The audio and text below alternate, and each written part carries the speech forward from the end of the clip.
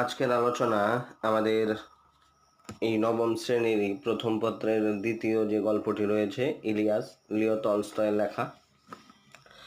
লিও টলস্টয়ের এই ইলিয়াস গল্পটির বিষয়বস্তু এখানে আমি তোমাদের সামনে তুলে ধরছি যে উফা প্রদেশের বাসিন্দা ইলিয়াস ও তার স্ত্রী শামসেমাগি ৩৫ বছর পরিশ্রম করে সম্পত্তি করে, অর্থাৎ দুজন স্বামী স্ত্রী তারা কঠোর পরিশ্রম করে অনেক সম্পত্তি করে, কিন্তু মরক, দুর্ভিক্ষ এবং ভাগ বাটোয়ারার কারণে আবার তারা পুনরায় দরিদ্র হয়ে যায়। ঠিক আছে, দরিদ্র হয়ে যাওয়ার পরে প্রতিবেশী মোহাম্মদ শাহর বাড়িতে ভাড়াটে মজুরের কাজ নেয়। এই গল্পটির খুব সংক্ষেপে বিষয়বস্তুটি এখানেই, যে দুজন স্বামী স্ত্রী খুব কষ্ট করে পরিশ্রম করে সম্পত্তি করেছিল, বড়লোক হয়েছিল, এবং নানান কারণে, মরকের কারণে, দুর্ভিক্ষের কারণে এবং তাদের ছেলে মেয়েদেরকে সম্পত্তির ভাগ বাটোয়ারা করে দিয়ে তারা পুনরায় দরিদ্র হয়ে যায়, এবং শেষে প্রতিবেশী একজন মোহাম্মদ শাহ তাদের দুর্ভিক্ষ দেখে খুবই দুঃখবোধ করে এবং তাদেরকে এটি ভাড়াটে মজুরের কাজে দেয়, এবং তারা তাদের বাকি জীবনটি সেই ভাড়াটে মজুরি হিসেবেই কাজ করে কাটিয়ে দেয়। এটি এই গল্পের মূল বিষয়। তোমরা প্রত্যেকটি গল্প এবং কবিতা পড়বে, আর আমি শুধু এখানে ভিডিওগুলো করছি যে তথ্যগুলো শুধু দেওয়ার জন্য, কারণ তথ্যগুলো যদি থাকে তো তথ্যগুলো থেকেই প্রশ্ন কিন্তু আসে। তো দেখো আজকের যে সমস্ত উল্লেখযোগ্য তথ্যগুলো সেগুলো কি কি। লিও টলস্টয়ের বিখ্যাত গ্রন্থ দি কমাক্স, ওয়ার অ্যান্ড পিস, আনা করনিনা এবং কনফারেন্স, এগুলো লিও টলস্টয়ের আরও বিখ্যাত কিছু গ্রন্থ, কারণ এনার একজন ভালো ঔপন্যাসিক, তিনি অনেক উপন্যাস এবং নানান গল্প লিখেছেন। তো সেইগুলোর ক্ষেত্রে যে এখানে উপন্যাসগুলো কোনগুলো সব থেকে উল্লেখযোগ্য সেইগুলো এখানে তুলে ধরলাম আমি। তারপর লেখকের দুটি উপন্যাস আরও রয়েছে কি কি, যুদ্ধ ও শান্তি এবং ইভান ইলিচের মৃত্যু, লেখকের দুটি উপন্যাসের নাম। তারপর কুমিজ এক ধরনের পানীয় যা ভেড়ার দুধ থেকে তৈরি হয়, এবং ইলিয়াসের সম্পত্তি কি কি ছিল, ইলিয়াসের সম্পত্তি ঘোড়া চুরি করেছিল কারা, কিরবিজরা, 200 ঘোড়া এবং 150 গরু মোষ আর 1200 ভেড়া, এগুলো ছিল কিন্তু ইলিয়াসের সম্পত্তি।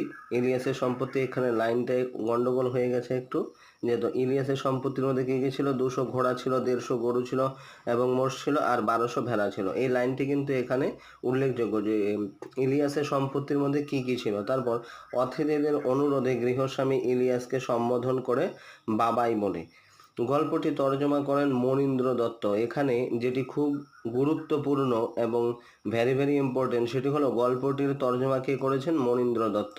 তো এতটুকু পড়ার পরে আমরা শুধু দুটো তথ্যই পেয়েছি যে ইম্পর্টেন্ট আমার কাছে মনে হয়েছে ইলিয়াসের সম্পত্তির মধ্যে কি কি রয়েছে, 200 ঘোড়া, 150 গরু মোষ আর 1200 ভেড়া। তারপর গল্পটির তর্জমা কে করেছেন, মনীন্দ্র দত্ত। এই যে ইলিয়াসের সম্পত্তির থেকেও বেশি গুরুত্বপূর্ণ হলো যে গল্পটি তর্জমা কে করেছেন। তারপর ইলিয়াসের বাস হলো উফা প্রদেশে, সরবরাহ হয় পশুজাত দ্রব্যের দাম কমে যাওয়ার কারণে। ইলিয়াসের বাসস্থান কোথায় ছিল, উফা প্রদেশে। এই লাইনটিও কিন্তু গুরুত্বপূর্ণ এবং এখান থেকে প্রশ্ন কিন্তু আসতে পারে। তারপর তুমি আমার বাড়ি এসে আমার সঙ্গে থাকো, এই কথাটি কে বলেছিল, এই কথাটি বলেছিল মোহাম্মদ শাহ।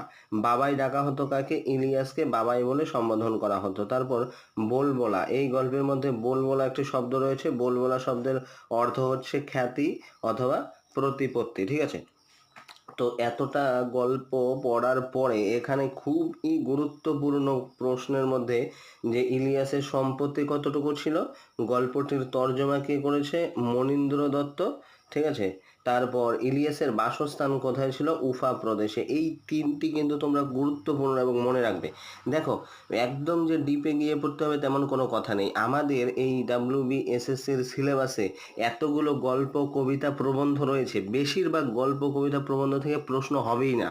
ঠিক আছে, মুষ্টিমেয় কয়েকটা গল্প, কবিতা, উপন্যাসের থেকে হবে, এবং পূর্বে যে সমস্ত প্রিভিয়াসে যে সমস্ত জায়গা থেকে অর্থাৎ যে সমস্ত গল্প, প্রবন্ধ, কবিতা থেকে প্রশ্ন এসেছিল সেইগুলো আগে আমাদের কমপ্লিট করে নিতে হবে। তো এইখান থেকে আমার এই তিনটে তথ্যই গুরুত্বপূর্ণ বলে মনে হয়েছে। আর এই 3-4টে করে যদি এক একটা গল্প কবিতা থেকেও বানানো যায় না, তবু এত গল্প কবিতা রয়েছে প্রবন্ধ যে অনেক তথ্য হয়ে দাঁড়াবে। তো আমি তোমাদের সামনে খুবই গুরুত্বপূর্ণ তথ্য তুলে ধরবো, আর তোমরা প্রিভিয়াস ইয়ার কোশ্চেনগুলো একটু অ্যানালাইজ করে দেখবে যে এরকম ধরনেরই কিন্তু প্রশ্ন আসে, এর থেকে বেশি কঠিন কিন্তু প্রশ্ন হয় না।